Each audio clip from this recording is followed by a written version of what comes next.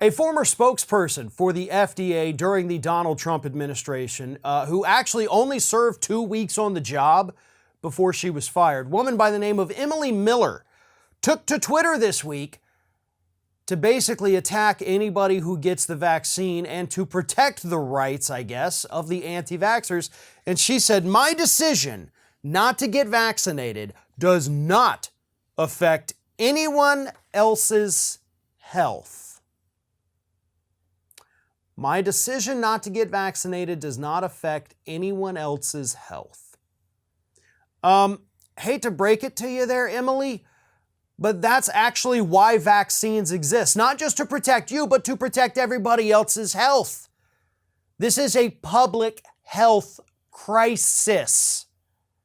Yes, your decision to not get vaccinated affects every single person that you come in contact with.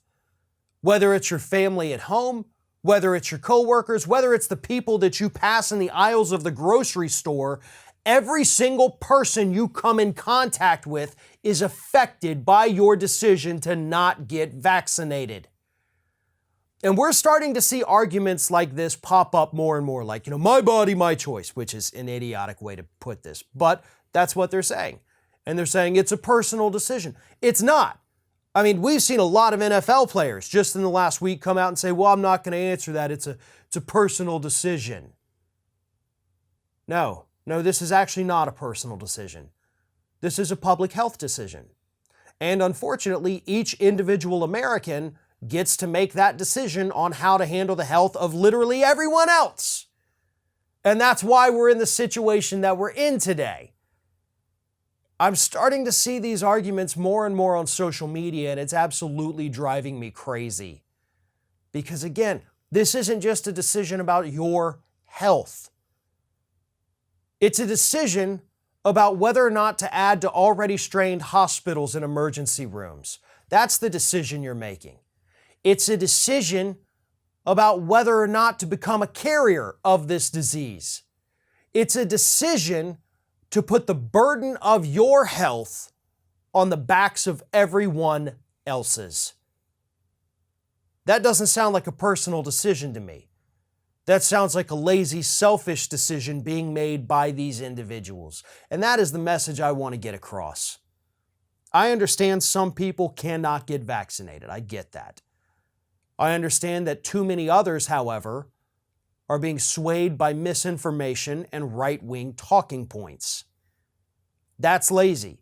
That's selfish.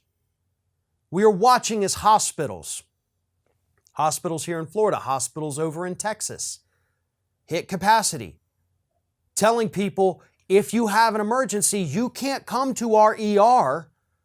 Oh, and by the way, we have to cancel all scheduled elective surgeries because we no longer have the room, we no longer have the manpower. Both those things, by the way, are happening in the state of Texas this week. So sorry if your appendix bursts.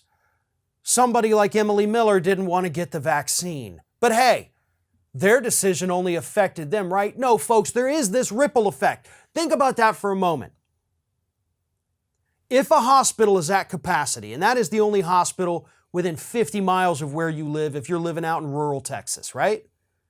Your appendix bursts. You have an unfortunate accident with farming equipment, stuff that actually happens all the time. You get rushed to the ER and they have to shove you away at the door like a bouncer from a nightclub saying, sorry folks, we're too full here.